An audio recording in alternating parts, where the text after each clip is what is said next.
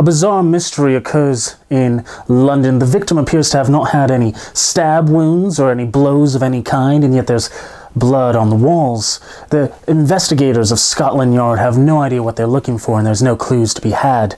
All hope now relies on the local consultant who, coincidentally, has just moved into town with the help of a war-worn and damaged doctor. A Study in Scarlet, the first book of Arthur Conan Doyle, will set the precedent for crime fiction in all forms of media. It truly may be elementary, my dear, but to most of us, Sherlock Holmes is one of the most complex figures in all of literature. Let's take a moment to dive deeper into the history of Victorian England, Arthur Conan Doyle himself, and a little time to appreciate A Study in Scarlet.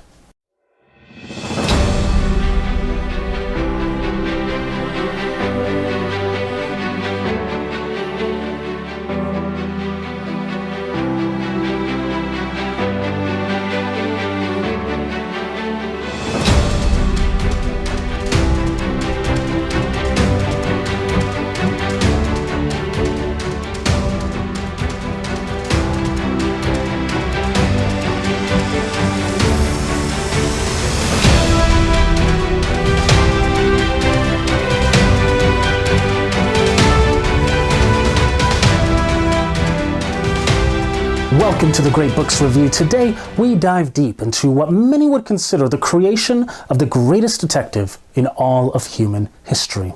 A Study in Scarlet, the first book written by Arthur Conan Doyle, took 3 whole weeks to write in 1886 and was published in 1887. This is during Victorian era England and the latter part of the Industrial Revolution, and not too far away from the infamous Jack the Ripper murders. Of course, Arthur Conan Doyle, writing during this time, gives us a glimpse of Victorian life. And, likewise, being a man of many different talents, inserts himself into many of the characters in the Sherlock Holmes series, including Sherlock Holmes and Dr. Watson. His friends and family throughout his life influence other characters of the Sherlock Holmes saga. So, let's first take a deeper look into Victorian England, then we investigate some of the personal life of Arthur Conan Doyle up to the writing of this book, and then finally, we conclude with a synopsis of A Study in Scarlet.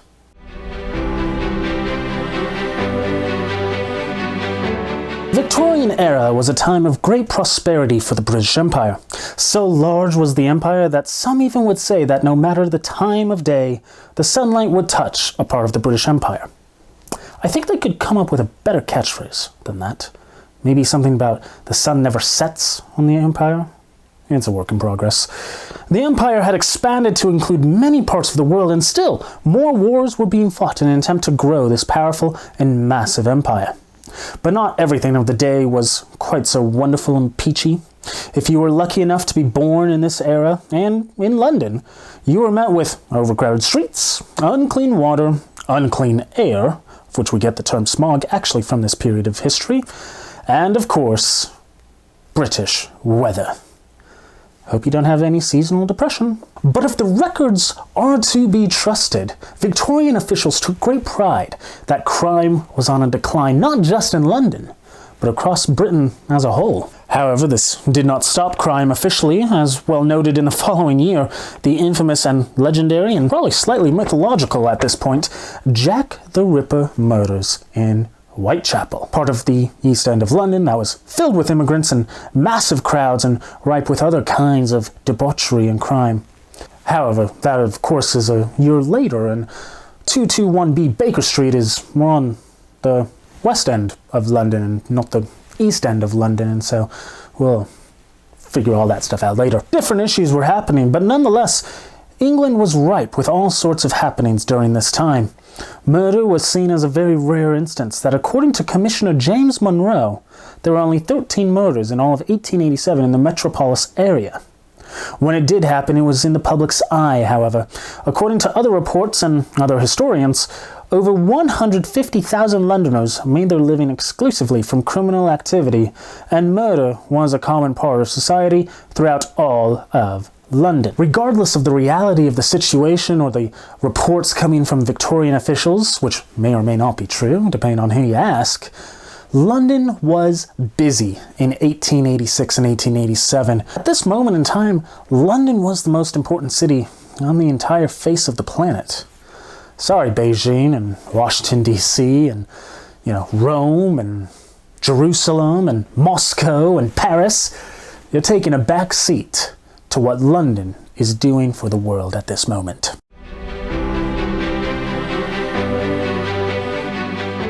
So who is Sir Arthur Conan Doyle?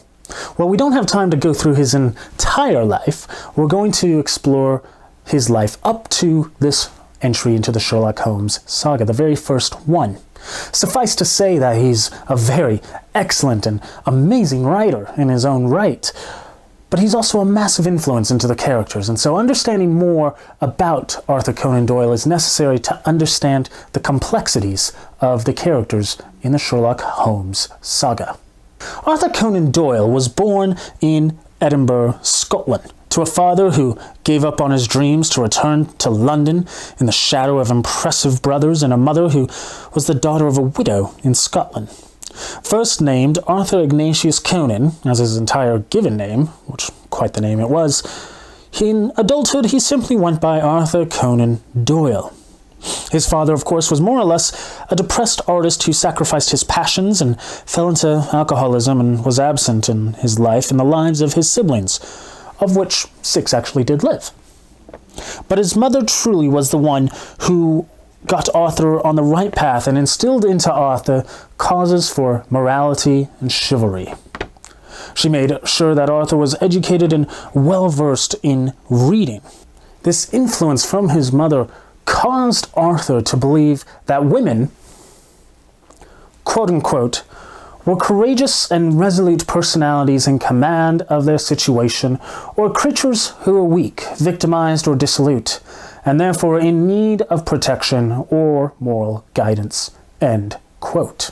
By the age of 8, his mother had him reading books all the time, and he was in the library, not once, not twice, but more than likely 3 times a day, reading nothing but books. So much so that the city prohibited, they made a law just for Arthur Conan Doyle, prohibiting you from checking out a book more than twice a day. I've never heard of such a law, but yes, that was Arthur Conan Doyle for you. Arthur was sent to a boarding school at Stonyhurst, run by the Jesuits, who in many ways abused poor little Arthur. But the love of books never left Arthur wherever he went. Always, always, always in a book. In 1869, he survived an outbreak of diphtheria that killed classmates, but his poor upbringing probably granted him some form of immunity.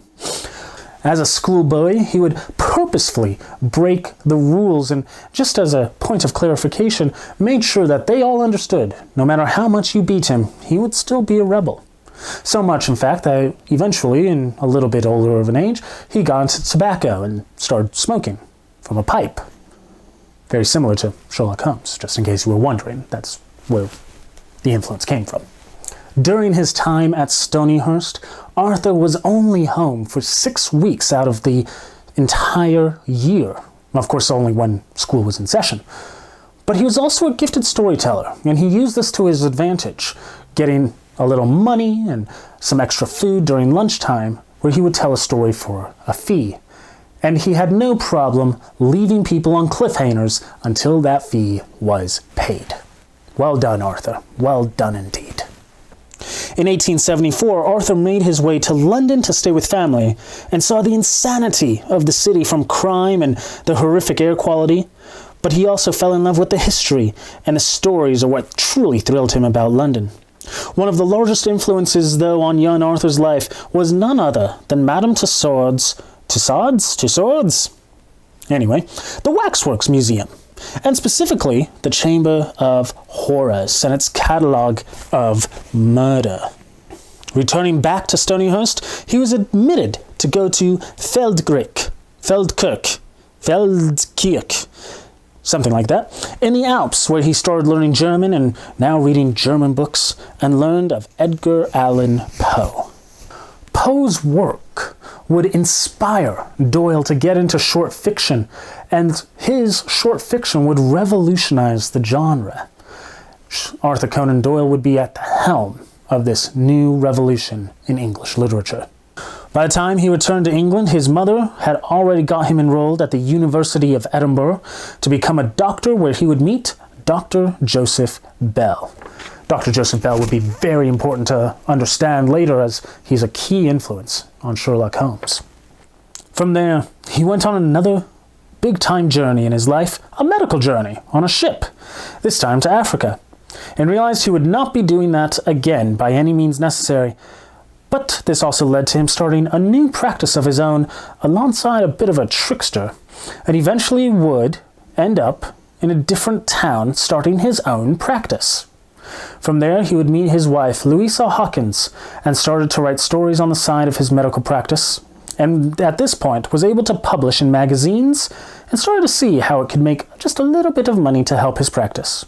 And this is where we get to the writing of a study in Scarlet, a man on his own with his new wife writing short stories. He decided to write a study in Scarlet because at the time he believed that crime fiction was a joke and people weren't taking it very seriously. He was going to change that. And he did. And then he sold A Study in Scarlet, the entire copyright, for £25. No royalties, none whatsoever at the time. But of course, this is where the mystery begins. A Study in Scarlet.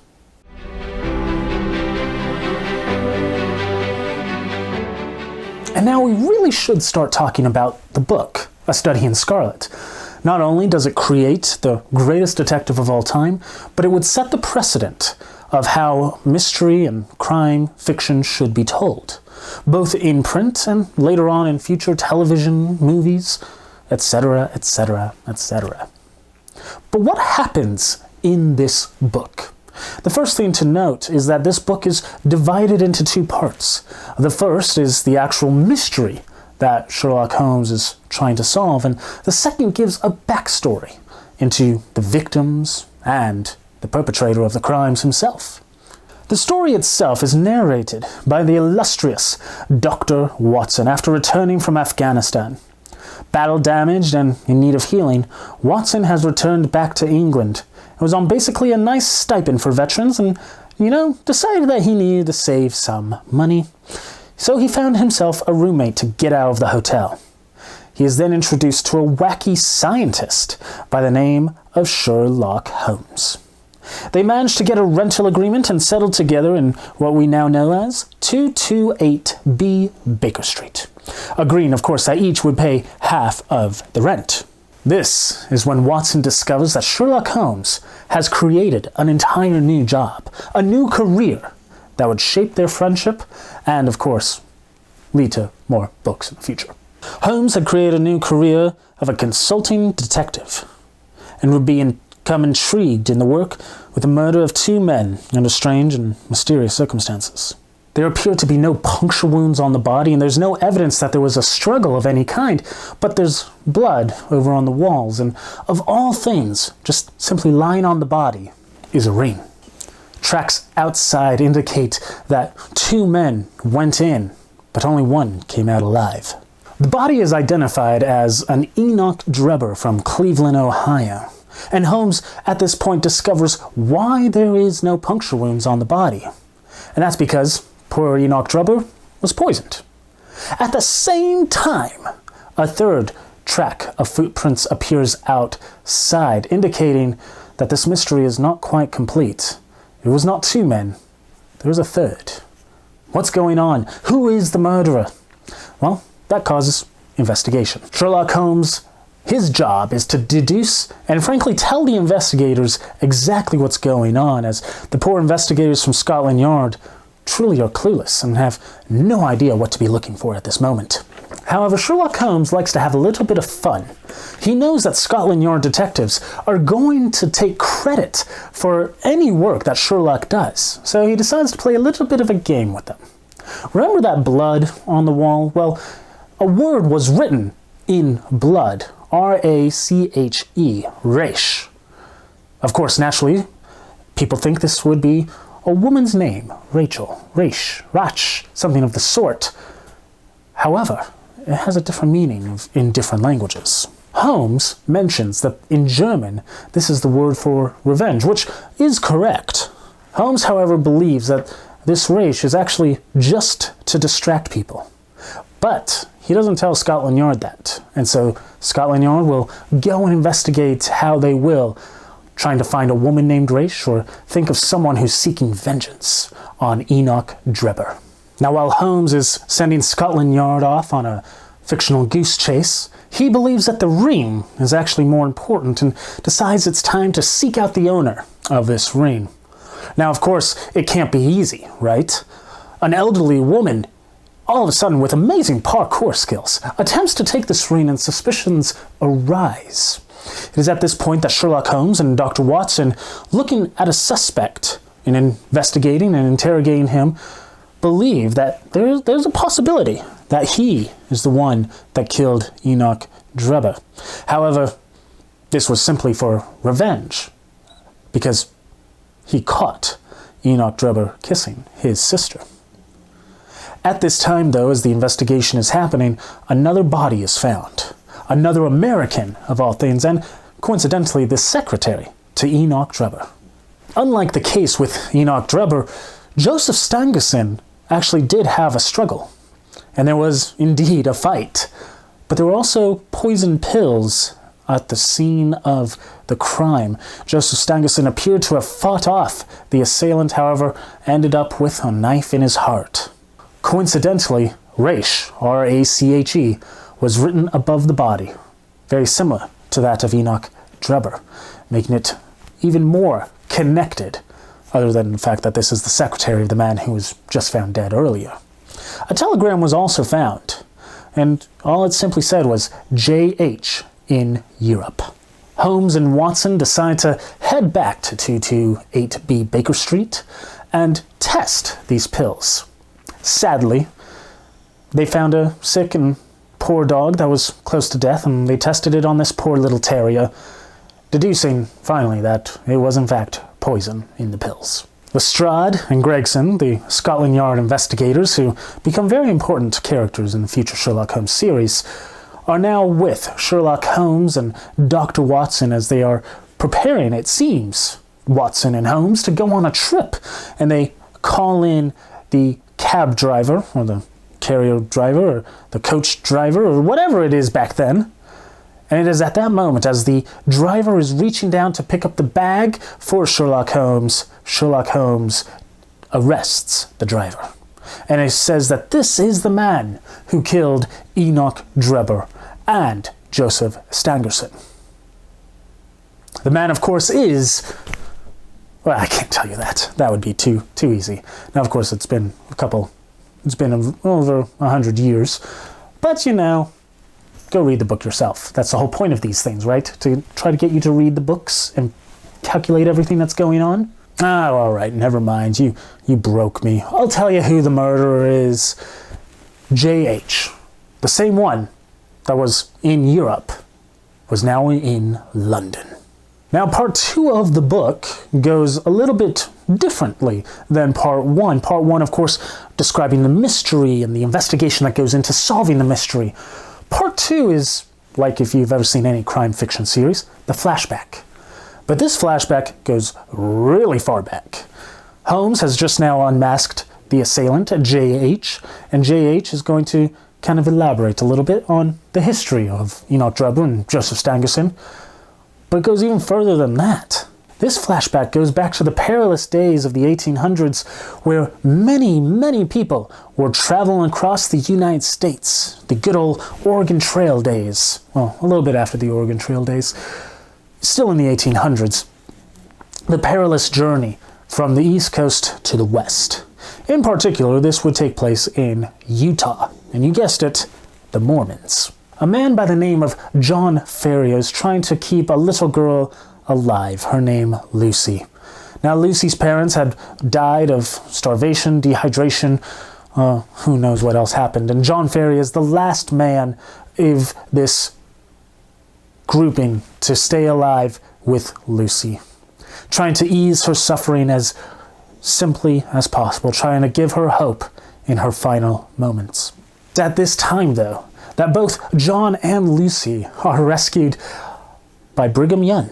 Brigham Young at this time is leading a caravan of Mormons across the nation to their new homeland of Utah, which is a beautiful state, I have to say. You should check it out sometime. However, he says that the only way that they can join his caravan is if both John and Lucy leave Protestantism and become Mormons. That is the only way to stay alive during this time. And John Ferrier looks at this and accepts the deal. He and Lucy join the caravan and they settle in Utah. And so naturally you would think that him and Lucy surviving this ordeal, it's a wonderful time. However, things start going a little bit darker. You see, at this time, Lucy is now getting ready at the age of marriage. She's to be wedded off with people. However, she falls in love with a Protestant, of all people, not a Mormon. And Brigham Young, well, that's not in the cards at all. For to be a Mormon, you must be married to a Mormon. And there are two viable suitors that Brigham Young brings to John Ferrier: Enoch Drebber and Joseph Stangerson. Now naturally, John does not want Lucy to be wedded to these Mormon men. And so, under the cover of darkness, they escape. And John Ferrier even writes to this Protestant boy who just was traveling through Utah, telling them of what's going on, asking him to come back and rescue Lucy. At this point, the Protestant boy comes back and helps save Lucy Ferrier, and John Ferrier for that matter. And as they are trying to escape even further west to the escapades of Nevada, and yes, that is how you pronounce it, Nevada, not Nevada, Nevada. Get it right, people. During that escapade, it is at that point that the Protestant boy goes hunting to try to find some food to keep John and Lucy alive. And while he's off hunting, who comes and gets Lucy Ferrier? Well, none other than Enoch Drebber and Joseph Stangerson, killing John Ferrier in the process. Well, this causes more problems for the Protestant in his heart, and so he decides, I'm going back to Utah, I'm going to rescue Lucy again. And sure enough, he goes to Utah, and he finds Lucy to be married already to Enoch Drebber. However, the wedding didn't really last too long, or shall I say the marriage. The wedding, who knows how long it was. No one really knows these things. But the marriage didn't last that long at all. For Lucy Ferrier, married to Enoch Drebber, would die of a broken heart. I feel like I've heard this before. It may be important to note that the Protestant boy, his name is Jefferson Hope. J-H? You might be able to put these clues together. You don't need to be Sherlock Holmes to figure this one out, people. But Jefferson Hope vows vengeance. And so he begins following after Enoch Drebber and Joseph Stangerson. He tracks down Drebber and Stangerson, who are now under the guise that, yes, someone is trying to kill them. They're fleeing across the nation of the United States. They sail across the Atlantic to the wondrous continent of Europe and find out, oh no, he's still following us, and eventually end up in London. Now, Jefferson Hope, all the while this is going on, is having a brain aneurysm.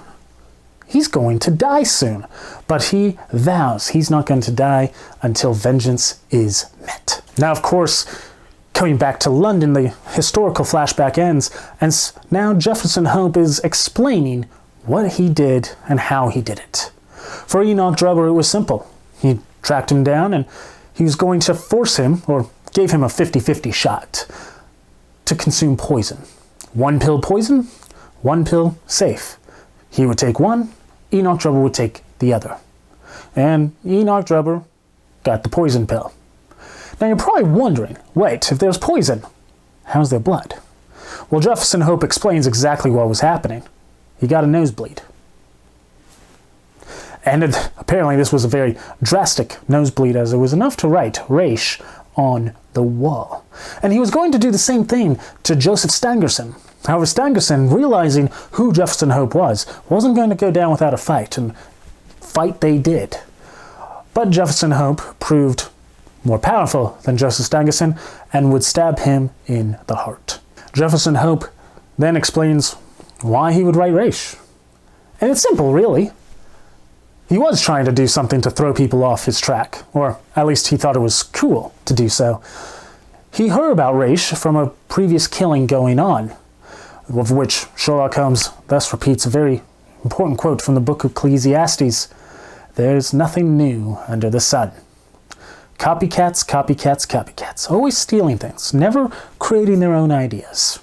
And that's what Jefferson Hope did, trying to throw people off into thinking that this was a different kind of murder, so that he could have enough time to go and kill Joseph Stangerson. At this point, Hope is arrested and is going to be put on trial, but remember that brain aneurysm?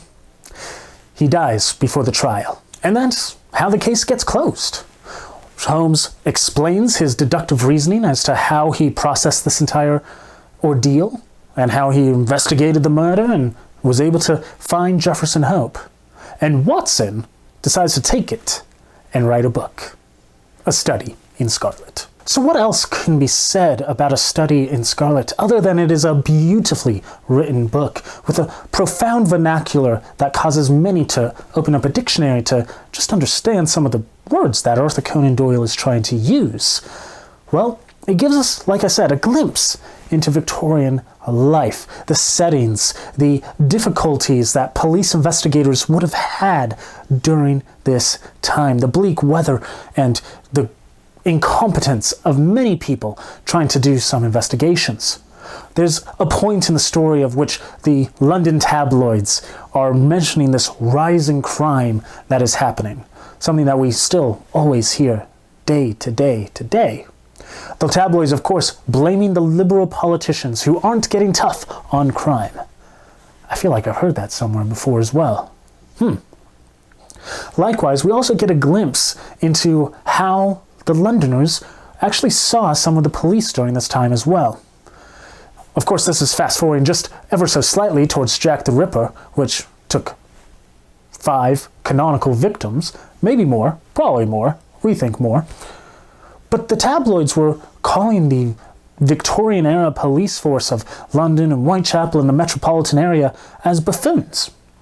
Well, Conan Doyle was a little bit ahead of the game, as only Lestrade and Gregson are even mentioned to be sophisticated or have any potential in their own right. All the rest of the police force, all of the other guards that are mentioned, are shown really to be incompetent at what they're doing, terrible at doing their jobs. We also see a little bit about how Doyle influences the characters of his book. The deductive reasoning goes back to his time with Joseph Bell, the doctor from the University of Edinburgh, who was very renowned as to using deductive skills very similar to Sherlock Holmes. Of course, Dr. Watson is the most obvious influence as he's a doctor, like Arthur Conan Doyle was a doctor. And of course, Dr. Watson and Arthur Conan Doyle had another similarity.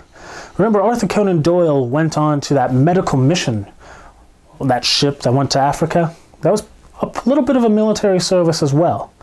Dr. Watson was returning from Afghanistan in the military, having served to keep soldiers alive. Conan Doyle was trying to keep everyone alive on that ship. Ability to storytell. A gripping storytell that yet somehow sounds absolutely insane, but realistic all at the same time. Able to have many different twists and turns to the story. Doyle stays on task and is able to give us this beautiful and wonderful mystery that we're trying to solve at the same time as Sherlock Holmes. Doyle is also giving himself a chance in this one. Remember when we talked about his life, Doyle was out of practice, a medical practice. Well, coincidentally, back then, doctors were not allowed to publicize their private practice. They weren't able to put in ads in the newspaper. They couldn't put up billboards or any of that sort. Everything was word of mouth. And so all of Doyle's patients that came to him were from word of mouth. This book would allow him to start a new career, a writing career that would allow him to continue to thrive both in the medical sense, where he would get patients, but also a written career that would be able to supplement the income that was missing from missing patients. Coincidentally, this is something that Sherlock Holmes and Arthur Conan Doyle both had: lack of money. You see, the consulting detective business, well, that required word of mouth, and the influence in order to get that, Sherlock Holmes had to be winning cases, being requested by Scotland Yard and other investigative units to bring in the clientele. Conan Doyle, as I just said, couldn't advertise. And so both characters are going through this same struggle that we can see in Conan Doyle's life. London at this time was still a place filled with all sorts of crime and misery, but there was hope now. A new detective that could solve unforeseen cases. Later on in Conan Doyle's life, he too would set about in a little bit of a detective work, having a little hand in trying to solve the Jack the Ripper murders, but of course we'll talk more about that when we get to the later parts of Conan Doyle's life. This little glimpse into Victorian life, the misery of the weather, the misery of the air, the people just going back and forth trying to figure out clues and find ways of surviving, the personal battles that each character was facing in the novel, are all reflected in the life of Conan Doyle and the life of his family and his friends. A Study in Scarlet gives us this beautiful picture, and we can take that as, a story, a fun read. But it can also be much more than that. Doyle had found a way to piece together a great detective story, having ludicrous turns and unforeseen circumstances, little minor details, and then explain everything away, such as with the nosebleed. This would set his books apart from other crime fiction at the time, as Doyle said, was improper, not good enough. He would now set the standard of crime fiction for all time. And to this day, some books simply do not meet up to the standard that Conan Doyle has set. Until next time, thank you for watching the Great Books Review. Please give us a like, subscribe to the channel, and pick up a good book while you're at it. We'll see you next time.